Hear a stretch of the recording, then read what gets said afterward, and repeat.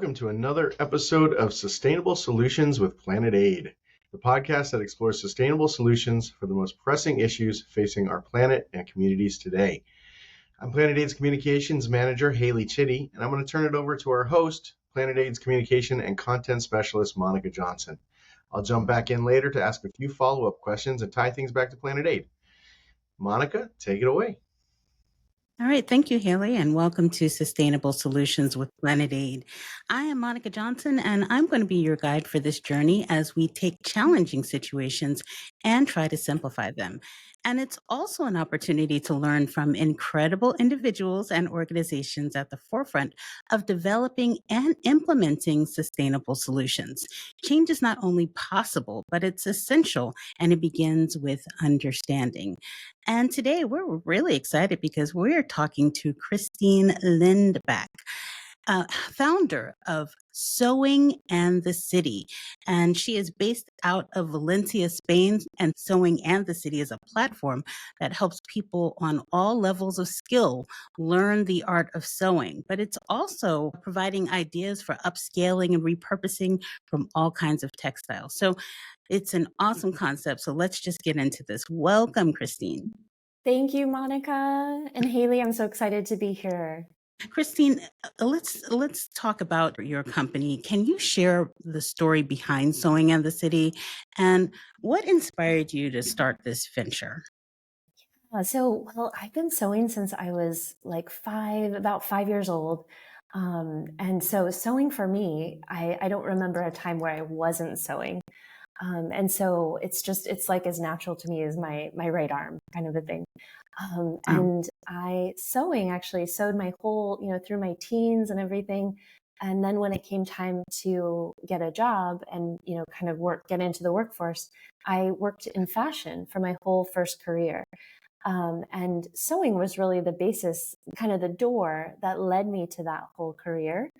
And back in 2015, I was at a crossroads. I'm sure a lot of people can kind of relate.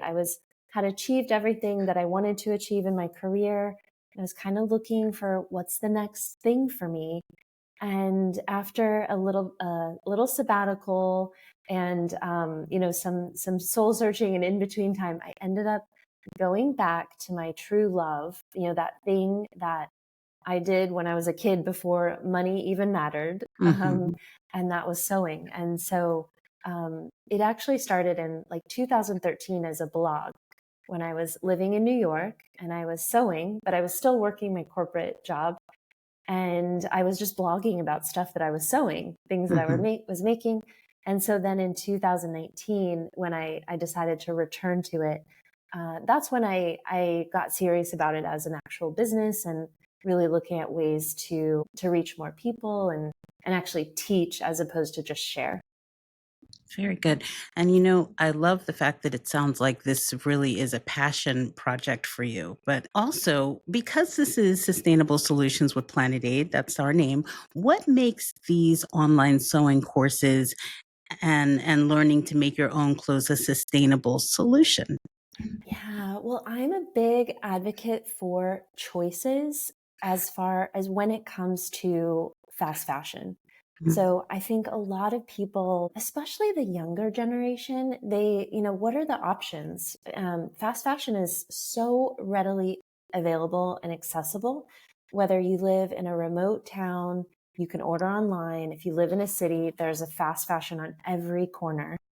And so I think learning to sew or being able to sew, whether it's from a new fabric or upcycling, it just gives you another option to make clothes that are a little bit more sustainable and gentle on the environment, using things or reusing things that already exist, but still expressing yourself. It's not like sometimes I think the old way of thinking of sustainable clothing is like, oh, you have to dress in monotone or capsule wardrobe only, and only have 10 pieces of clothing. But I love fashion. I love clothing. And I think it's a really great way to express our personality and, ourselves. And so I think ultimately it just gives people another option. aside from fast fashion. And I love the fact that you've already expanded my fashion vocabulary. Capsule. Oh, yes. It's a Yeah. capsule wardrobe. Capsule wardrobe is the concept where you have like a limited amount of pieces that all Hmm. work together. So you might Very good. have just 10 pieces in your wardrobe, Hmm. a pair of black pants, a white button down, a denim jacket, a navy blue sweater, and they just all kind of work together. And you could build, like 30 outfits from those 10 pieces. I love that. And Okay. yeah, Okay. it's an interesting concept. There's a lot of like if you do a YouTube search for capsule wardrobe, you can learn all about how to put one together, kind of the thought process behind it. Yeah, that's I great. like yeah. Yeah. Because, I'm thinking that, it is a sustainable solution because Yeah. there are some people who only have a limited budget and they need to do Yeah. a lot with a little. So Yeah. it's a great idea. $100%. I've looked at some of your designs on Instagram and I was just like scrolling and just looking. It was so beautiful. Um, and I can thoroughly agree with your design philosophy. It is really timeless, not trendy. But can you elaborate on what this means to you and how it influences your pattern designs? Yeah. Well, I think about like icons that have inspired me, like Audrey Hepburn. And I think one of the things that I love about her is the timeless aspect that her clothes could be, most of them could be very relevant today.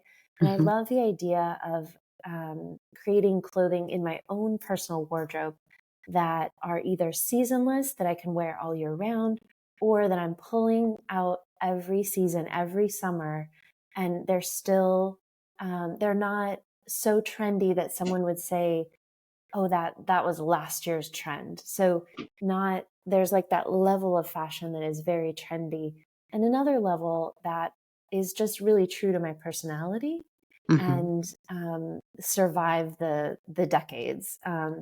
And I have clothes that I've had for literally more than 20 years, that I've just carried with me through every move they come. This shirt that I'm wearing is made from an old duvet cover that I made a couple years ago.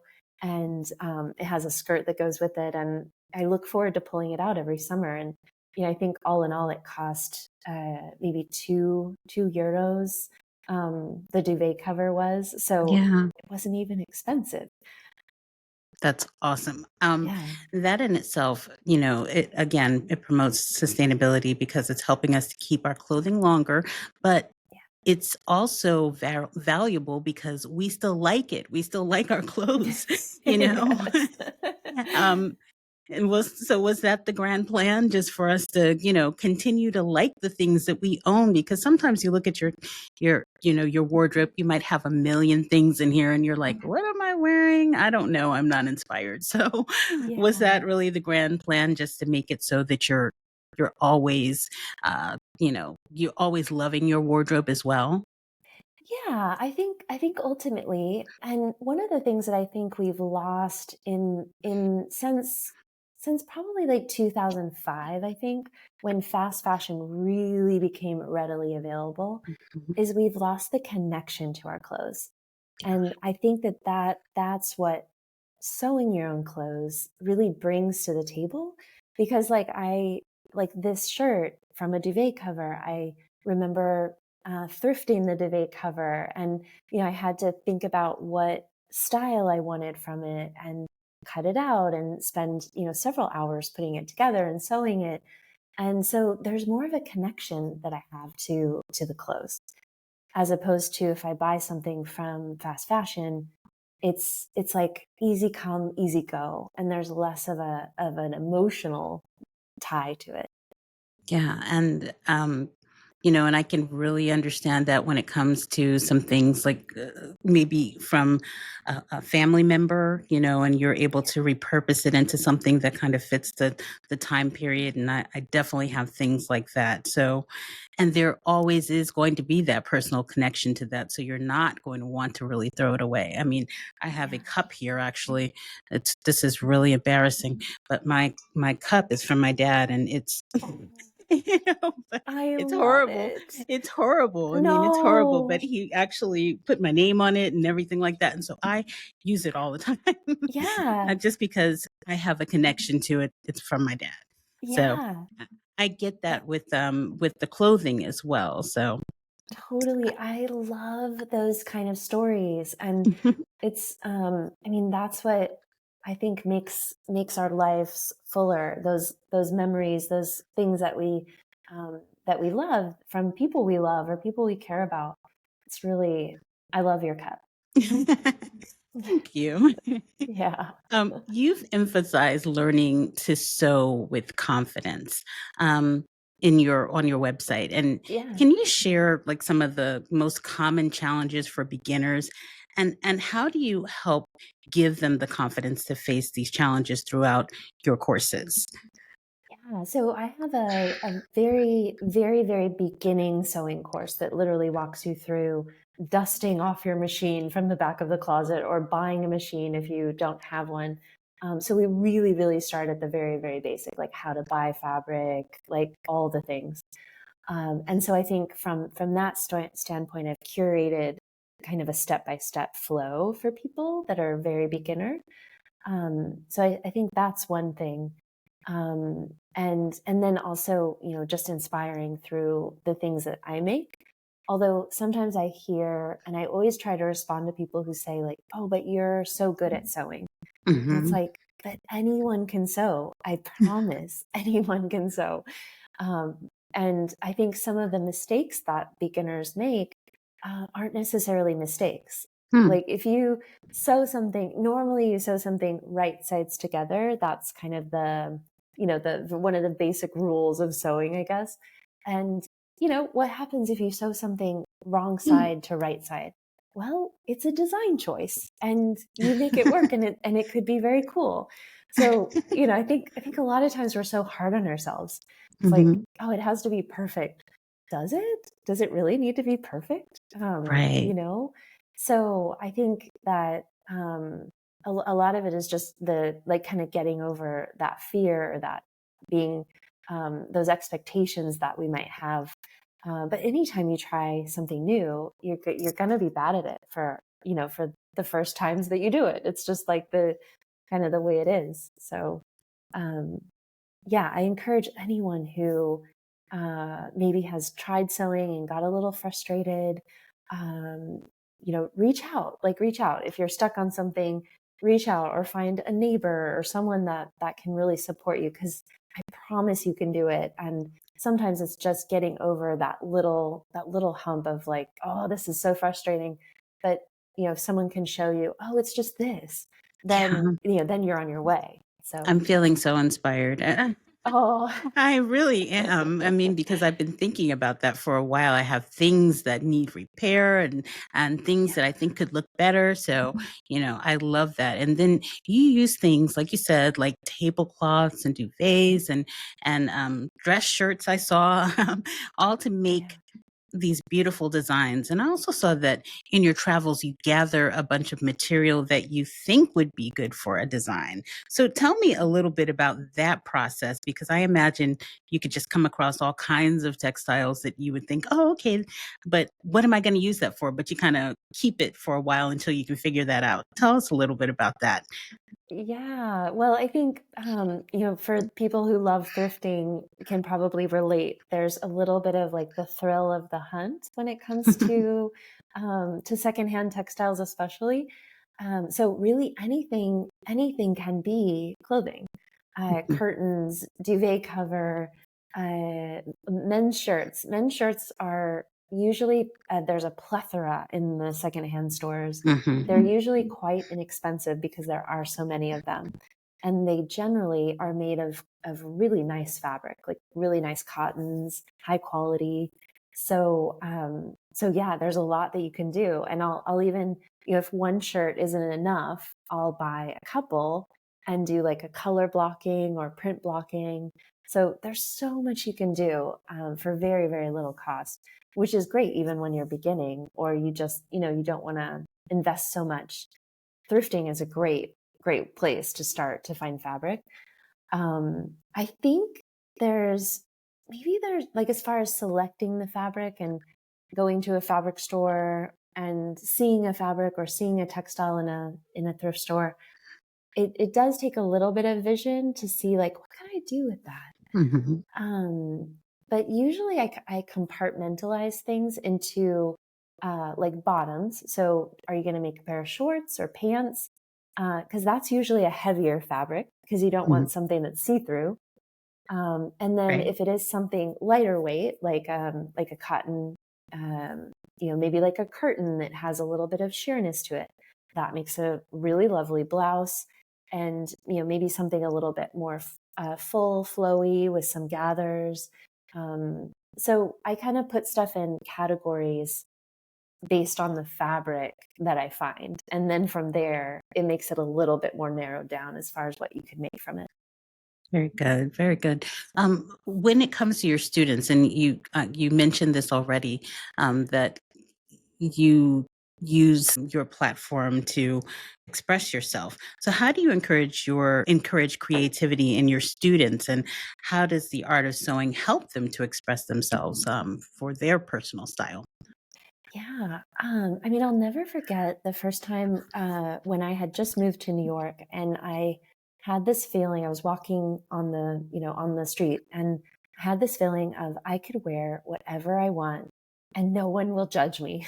It was the first time in my life that I felt that way. And I- so I think that's really the spirit, encouraging people to everything that you put together that you like, that is perfect. And so I think, again, just kind of going back to like taking that level of fear away. And I do through my Instagram and YouTube content, I try to inspire and show people, different ways that I'm putting things together to get people to also think maybe of colors or styles in a different way and inspire. But I think it really just comes down to kind of tapping into that creative place and not trying to be creative necessarily, not trying, oh, I really, I need this to be a certain way. It's like, no, just let it be you. That's Mhm. 100% enough.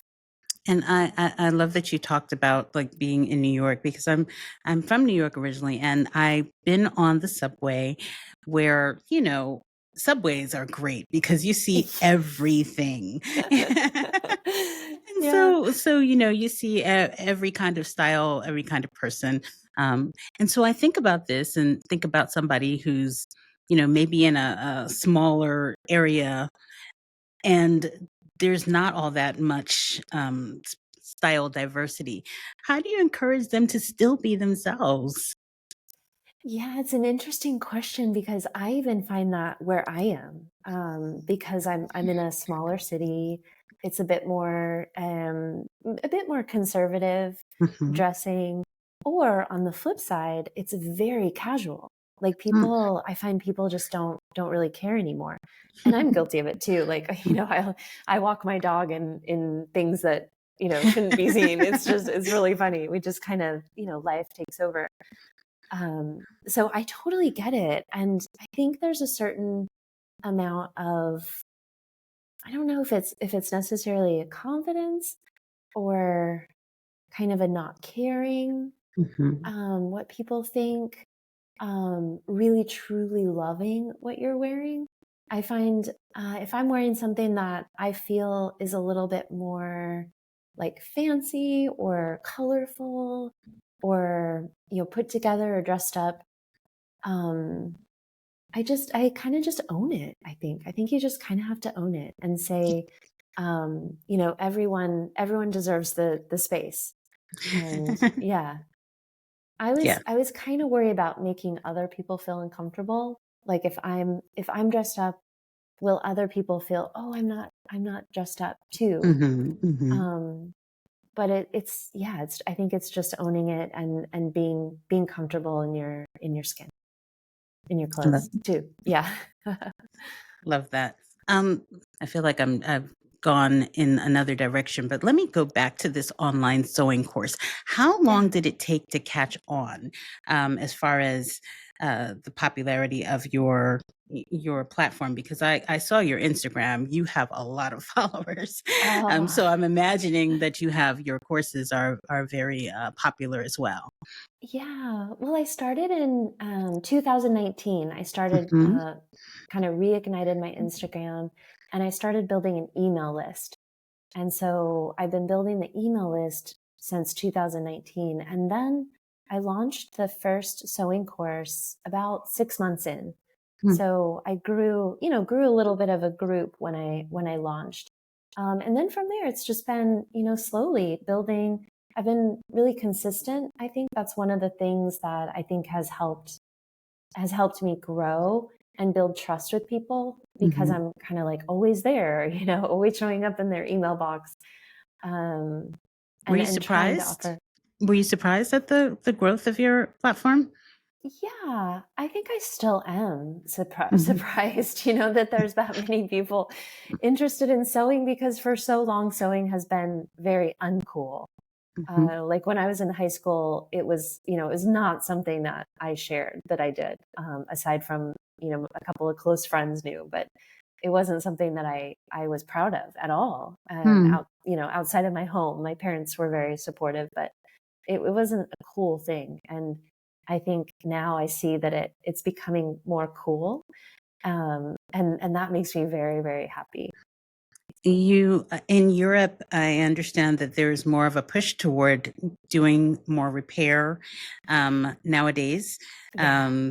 Can you talk a little bit about that, and if that has had any influence on what you're doing?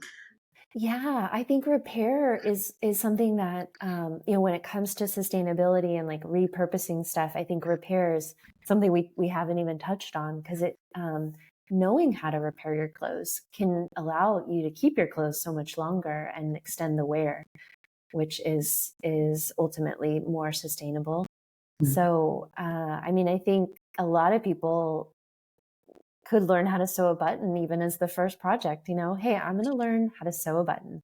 And that's a great project. You get your thread, get the needle, get a YouTube video, and you're on your way, and it's a great start and can really help. I do a lot uh, recently talking more about fitting. So, for example, all of our bodies are different shapes, and we have, some have sloping shoulders, some have, smaller, bigger chest, a waist, all of the things. And clothing, ready to wear clothing and sewing patterns are designed for one specific body type, because you have to design them for someone. Mhm. And if your proportions fall outside of that body type, there, if you're buying from a ready to wear or even secondhand, sometimes a lot of people have problems with clothing not fitting correctly. So even being able to do some basic alterations to make ready to wear clothing fit your body better. Or if you're sewing, even better, you can do some simple pattern adjustments before you cut out your fabric to make the pattern fit your body. So, for example, sewing patterns are generally drafted for women are drafted for a B cut in the chest. So if let's say you're an A cup or you're a D cup, that pattern is going to be either too big or too loose in your chest. And so Right. you can do either a small bust adjustment or a full bust adjustment to add a little bit of space just where you need it to get that pattern to fit your body perfectly. And so that is like next level sewing, I think. And it's not hard. That's the thing. It's just you kind of have to know a little bit about your body and basic construction. And then the pattern adjustments are not hard to do. So I've started teaching that more lately. Mhm. And yeah, I think it just helps give people even more options. Very good. And I saw that you have PDF design patterns. How does that work? Because I'm used to seeing these large swaths of paper spread Yeah. across the table with designs on it, and tell me, like, what is the difference here with the PDF Yeah. design patterns? Yeah, so PDF patterns I think are relatively newer in the pattern sewing world. Mhm. And basically what you do is you buy the PDF, the pattern online, and then you download it as a PDF. And so let's say you're making a blouse. The blouse may come in, let's say 20 pages, 28.5 by 11 pages. And so you print out that file. It's formatted and everything for your 8.5 by 11 printer. Mhm. And then you literally you tape them all together like a puzzle. Yeah, And then you cut out your pattern from the puzzle. got it. Yeah, it's actually Wow. really, really cool. And if you, for example, sometimes on Saturday morning, for example, I'm like, oh, I really want to make this certain thing, but I didn't really plan ahead and I don't have the pattern I want. But I Mm, can go online and I can search the pattern, I can buy it, I can print it, and I can have the pattern like within, 20 minutes essentially. very good. So that is one of the benefits of PDF patterns. New way of doing things. Yeah. Well, Yeah. I do have sort of a question that relates to maybe Haley. Do you feel like there's more people who are men, more men who are coming into doing their own sewing and, being interested in that? What does that look like? Oh, yeah. The sewing landscape for men is growing as well as with the younger generation. There are many, many influencers now on Instagram that are men, and there's some that are teaching, some that are doing quilting, um, upcycling. A lot of guys are doing upcycling. That Mm. seems to be kind of a guy thing. I don't know if it's just maybe a little bit. Uh, yeah, just kind of a section of the sewing industry that they've kind of claimed and owned. Mm, Not exclusively men, but of course. yeah, there's also a lot more sewing patterns popping up for men. Hmm. So, men's shirts, men's sweatsuits, and McCall's is one of the big pattern companies that probably the most popular, I would say, that people would recognize. And they have a ton of men's patterns now. That's great. Yeah. Great to know. Yeah. Yeah. All right. So, just wrapping up, one of the things that I know that is stated on your website that it's a team effort. So, tell us a little bit about how your team collaborates, and also, while I'm asking you that, I'll just ask this as well. What's one of the most rewarding parts of your journey with sewing in the city so far as well? So you can kind of answer that all in one. Yeah. Sounds good. Yeah. So it is a collaborative effort. There are pieces of the pattern making and the pattern making process that I have decided I can't do everything. And so I rely on an expert pattern maker.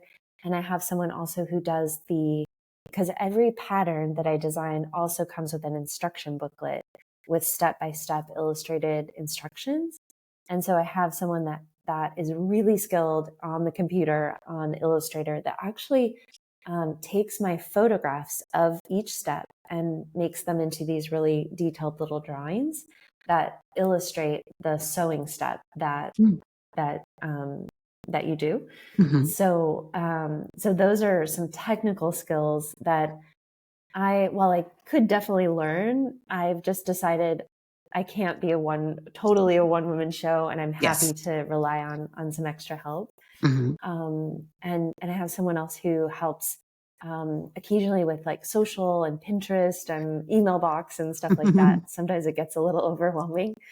Um, and I think the most rewarding thing so far with sewing in the city is probably when people reach out and they just say, they either share what they've made and they're really proud of it and they want to share with me, or they tag me on Instagram, or women who I've worked with to help get them with the pattern fitting, like helping them understand why something isn't fitting. Several women that have given up sewing altogether, and then they saw what I do and they were interested enough because they gave up because they couldn't get stuff to fit them. And so then we worked together, and just through a couple simple pattern adjustments, they can now sew clothes that fit their body. And that's so exciting because Yeah. I think that, everyone should be able to sew and make clothes if they want to.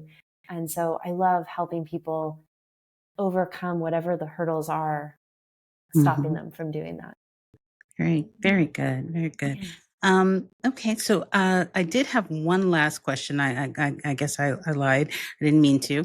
But looking ahead, what are your hopes and plans for the future of sewing and the city? And are there any new projects or expansions you're excited about?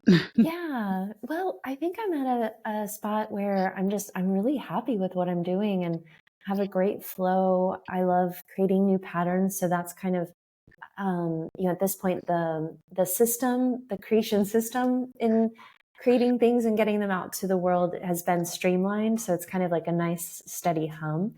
And so I'm really so grateful and lucky to be able to do what I do. So really just continuing to do what I do and reach more people. So yeah, and this year I'm relaunching my Fit Clinic program, which is the one where I help people learn to get clothes to fit their body. So that's going to be more of a focus going forward, just because it is. I think it's something that I really enjoy doing and helping people. Very good. Haley, I'm going to turn it over to you. Thank you so much. It's just delightful to listen to all this. I feel like I've got a little bit of sewing philosophy in here with the don't be afraid to make mistakes, and some of this other stuff. From my perspective, it's a bit intimidating to think about starting sewing. So then you talk about just making repairs or alterations, and fitting is a great way to kind of get started and get going. So I really appreciate that. Really got my, me thinking. I'm pretty short, so none of the pants I ever buy fit. So if I just learn to hem them, then Oh, and then yeah. 2 years later, fast forward, and I'm making suits. Or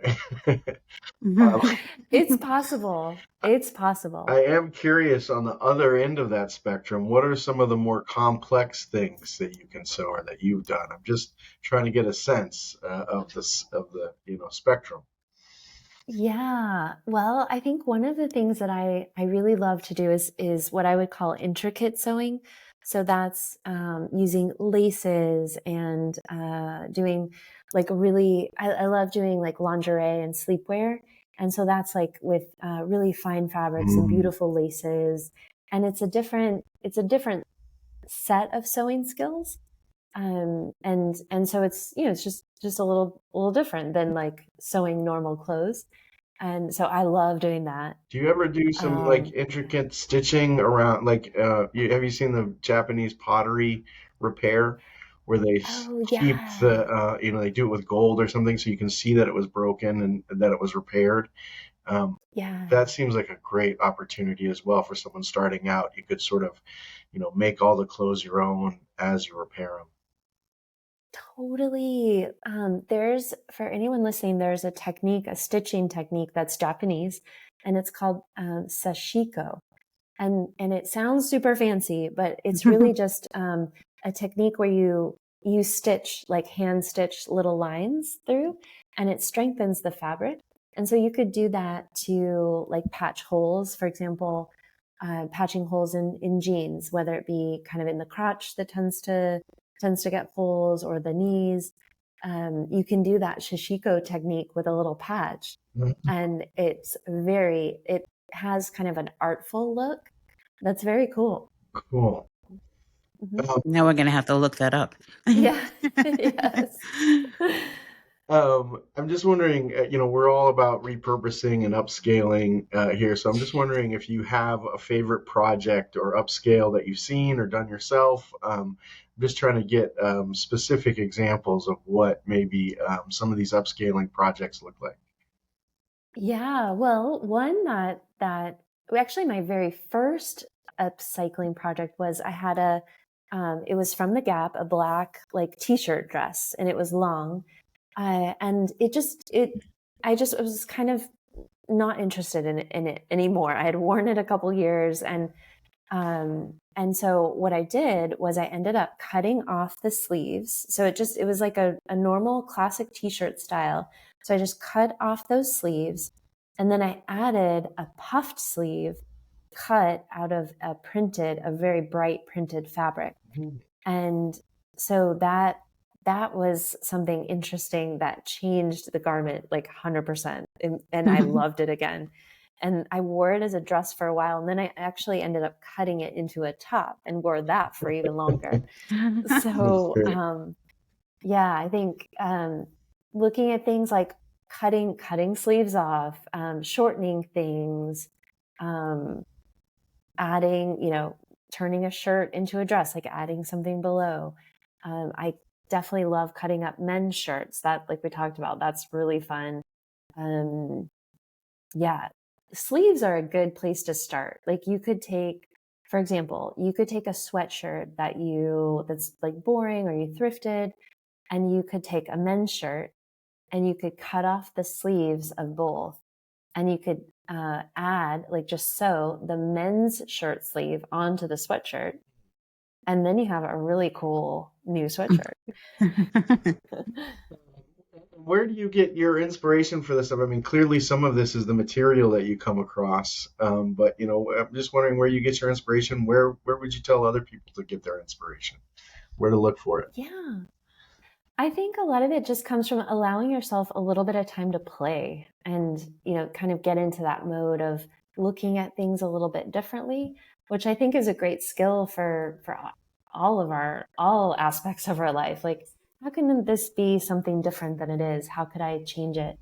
And I am on Pinterest a lot. So I do love Pinterest. It's free and it's a great place to gather ideas.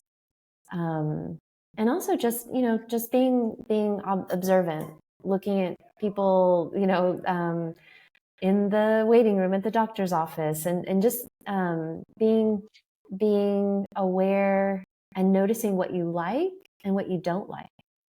And then I think that kind of builds a resource library in your creative brain that then ultimately it comes out.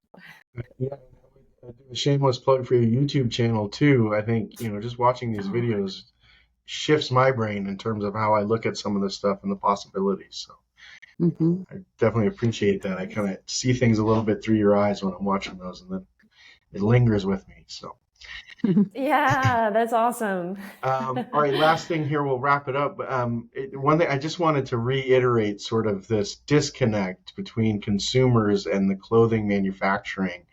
I think you look back just 100 years, really probably even 50 years, and people were a lot more connected to what they wore.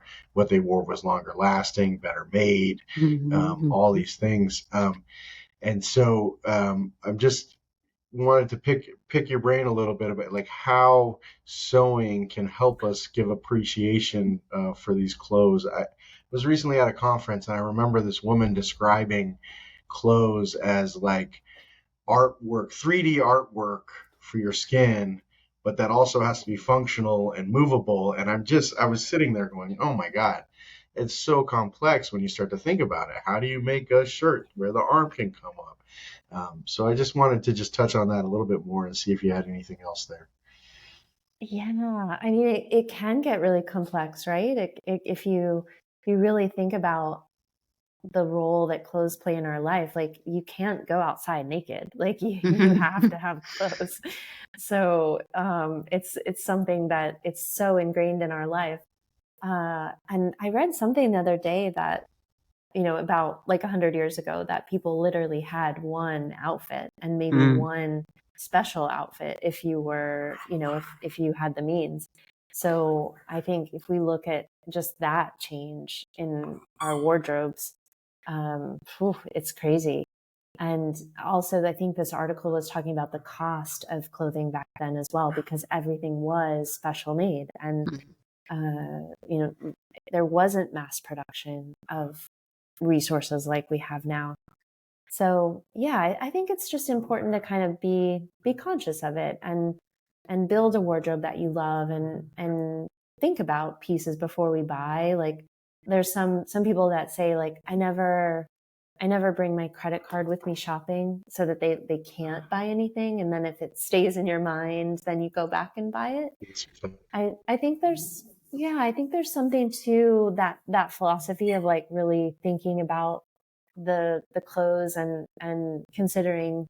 being considerate about how they fit into your wardrobe. One more point here. I'm just drawn to. And one other piece of this that I just love is it really seems like you're building a community here around this. And I just one of the aspects of we talk about sustainability in terms of environmental sustainability. We also talk about it in terms of the sustainability of the organization. And I'm just wondering how this community has helped keep Sewing in the City sustainable and going, and Yeah, the community aspect. If someone is listening and you're looking for a really positive, supportive community, the sewing community is where it's at. On Instagram and YouTube, people are so supportive. And whether you're stuck on something and you post a question or you reach out to someone, the sewing community we're all really, really want to help each other and support each other. I think that's, you couldn't ask for a better community. So, and for me, just with Sewing in the City, it's like the community really has helped me understand where the struggles are. So that's how my program Fit Clinic came to be, was because I was getting so many people emailing me asking or saying like, I can't get things to fit. That's my biggest struggle, is like clothes just don't fit me. And so then I understood, like, I'm going to solve this problem. Like, this is, this shouldn't be this way. Let's fix this. So I think just being able to understand what people are struggling with has been really obviously beneficial for me to learn, where can I help? Where can I serve? Another good source of inspiration. Yeah, 100%. Yeah. Great. Well, those are all the questions I have. Monica, I'll turn it back over to you. Thank you so much. It's a really interesting conversation. Yeah, and it's good to know we know where the cool kids are at, because you said that's the sewing community. It's the cool kids. Yeah, it is now. It is now. Yes. And I have one last question, because I don't think we asked you. Sewing and the City, where did that name come from? And what city are we talking about? Oh, yes, yes. Well, it came because, so I started it in 2013, and I was living in New York, working in fashion, and I was pretty much obsessed with Carrie Bradshaw. That was kind of the moment. I thought that was...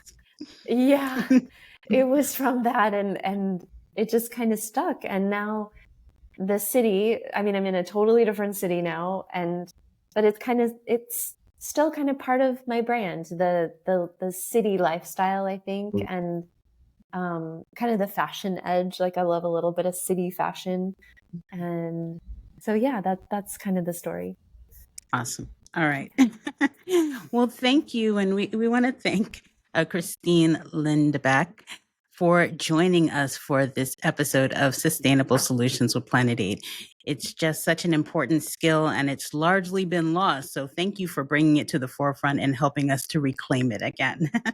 And we also want to thank you for making us part of your day. Wherever you listen, we hope you've been inspired by the ideas that we've explored today, and we encourage you to search for sustainable solutions that you can pursue so that you can be a good steward in your neck of the woods and beyond.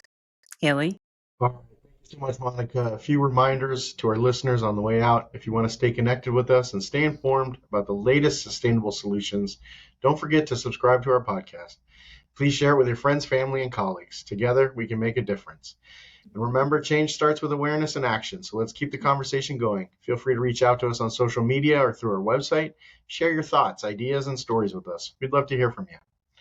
Until next time, remember, it's a big world out there, but every small change counts. Together, we can build a better, more sustainable future. Thanks much.